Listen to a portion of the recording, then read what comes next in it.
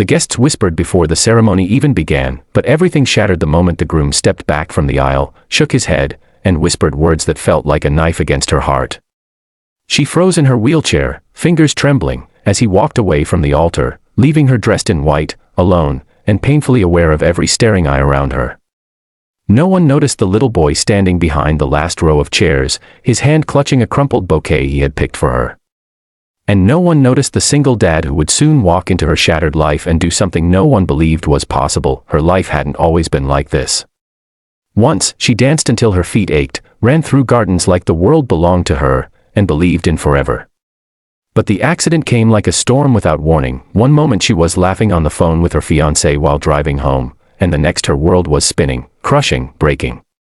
When she woke up in the hospital unable to move her legs, he told her everything would be fine, but his eyes said otherwise. Rehabilitation became her daily battle, but she kept fighting because love, she thought, was worth fighting for. She believed he would stay, believed he would walk beside her to the end. Instead, he walked away on the very day he once promised would be their beginning. Her wheelchair sat slightly crooked on the grass, her dress pulled around her like broken wings. The air smelled of roses and humiliation. Her fingers clenched tightly in her lap, trying to stop herself from falling apart. She didn't cry. Not then. Not while everyone watched. Behind the guests, a man in a red shirt stepped forward slowly. He hadn't come for the wedding, he was only there because his young son had run off chasing butterflies while they were passing by the venue. Now, the boy tugged on his father's hand, pointing at the crying bride no one dared comfort. "Papa, why is she alone?" he asked softly, his eyes wide with worry. The father looked at her for a long moment. She seemed fragile, too fragile for someone so young, but there was something in her eyes, something fighting to stay alive despite the storm around her. He took a breath, placed a hand on his son's shoulder, and together they walked toward the woman everyone else had abandoned. The man knelt beside her, his voice low and gentle. "You don't have to stay here alone." She finally lifted her head, and for the first time since her fiancé left, someone looked at her not with pity, not with judgment, just pure human kindness.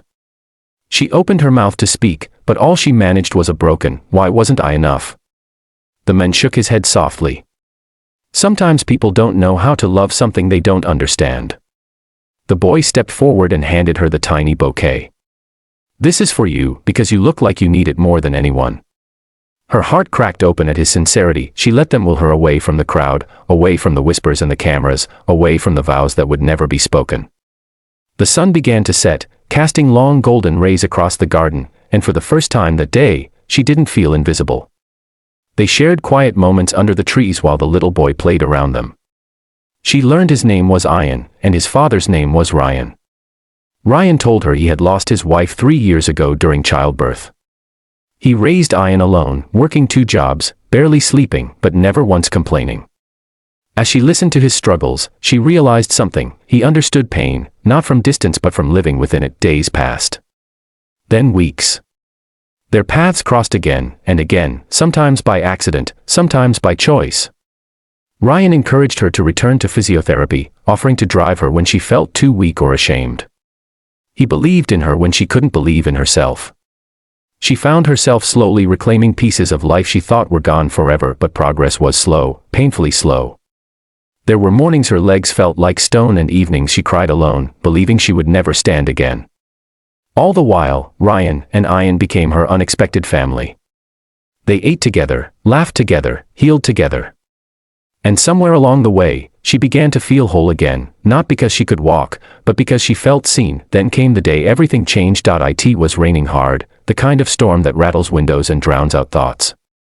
She was practicing in the therapy center when her therapist asked her to try something new. Hold onto the bars. Just try standing for 3 seconds. It felt impossible. Her heart pounded. Her arms trembled. Her legs screamed in protest.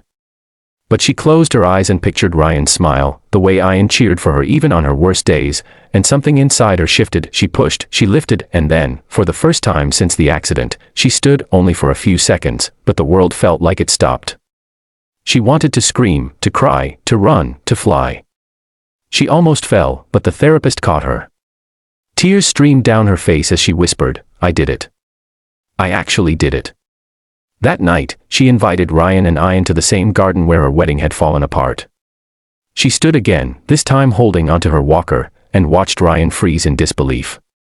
His eyes filled instantly. She smiled through tears. You told me I'd rise again, you were right. Ryan walked up to her slowly, as if afraid she would disappear. His hands gently cupped her face. You didn't rise because of me. You rose because you're stronger than every storm life threw at you. Ian wrapped his arms around her legs, her standing legs, and whispered, I knew you could do it. The garden lights glowed softly, and a quiet breeze moved through the flowers like a blessing. She looked at the two of them and finally understood something. Love wasn't about perfection. It wasn't about walking side by side. It was about holding on when the world tried to break you. Months later, she walked again, slowly, carefully, each step a miracle. And on a warm afternoon, surrounded by only the people who truly mattered, she married the men who never asked her to be anything she wasn't.